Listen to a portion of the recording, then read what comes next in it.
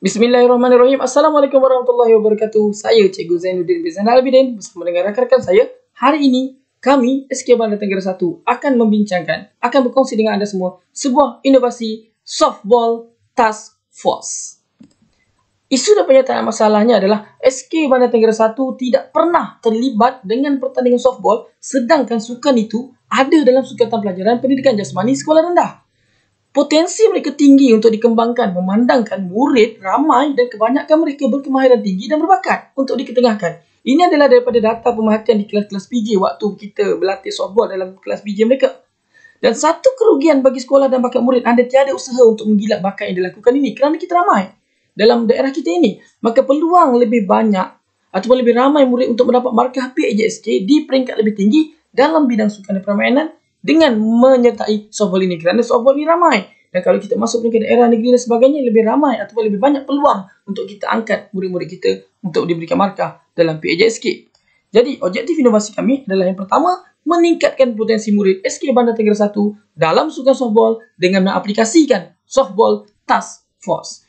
Dan ia juga meningkatkan pencapaian pasukan softball SK Bandar Tenggara 1 untuk berada di peringkat kemasaan ataupun satu program khas yang dinamakan Road to MSSM. Jadi, inovasi ataupun inovasi softball task force ini adalah berkenaan dengan sebuah inovasi pengurusan yang membentuk gerak kerja proaktif dalam meningkatkan kemahiran murid dalam bidang softball.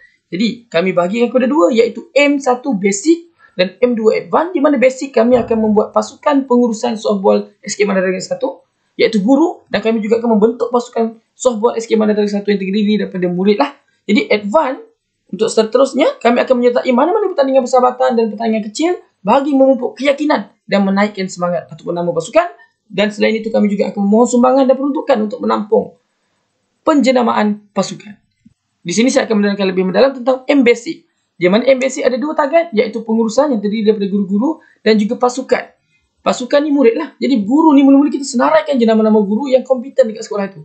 Dan akhirnya nanti kita beri komitmen, kita lihat komitmen daripada tugas yang kita beri. Dan akhirnya daripada guru-guru kompeten itu ada yang beberapa guru saja yang akan betul-betul berjiwa untuk bermain softball ataupun memberikan kerjasama dalam bidang softball, dan kita akan ambil guru itu. Kita tak salahkan guru lain. Mungkin mereka sibuk, tapi guru yang ada untuk bekerjasama dengan kita, kita ambil.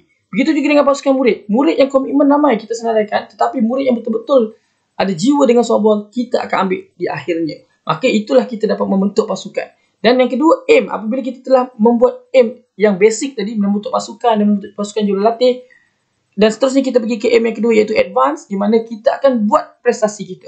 Target pertama, kita pastikan prestasi kita bagus. Kita buat latihan yang tersusun, efektif dan berfokus. Kita tak buat latihan-latihan yang bukan-bukan. Dan kita akan letakkan bahan-bahan latihan lebih kompetitif, bermula dengan latihan bahan inovasi yang kita cipta sendiri. Sekiranya kita ada keuangan, kita akan belikan dengan lebih baik lah, bahan yang lebih baik. Dan perlawanan persahabatan kita banyak masuk dan kita banyak anjurkan untuk kita mendapatkan prestasi yang baik, dan kita akhirnya akan dapat mencipta nama besar dan berpengaruh. Apabila nama besar, nama kita dah dikenali dengan softball, kita akan pergi ke target kedua, iaitu sokongan dan sponsorship, di mana ketika itu pasukan kita telah ada nama, kita akan dapat banyak kepercayaan daripada orang, dan di situ kita akan mencapai matlamat task force untuk meningkatkan kemahiran pencapaian dalam bidang softball dengan bantuan dan sponsor daripada pihak pengurusan pentadbiran dan juga orang luar.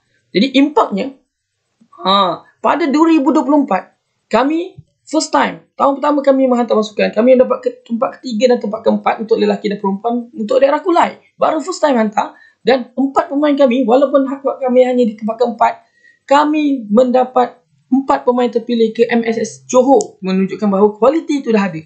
Dan kami ketika di MSS Johor mendapat gangsa cup untuk perempuan dan emas bowl untuk lelaki, dan kami berjaya menghasilkan seorang pemain perempuan yang terpilih ke MSSM, dan ketika itu Johor, negeri kami, berjaya mendapat keempat di dalam MSSM.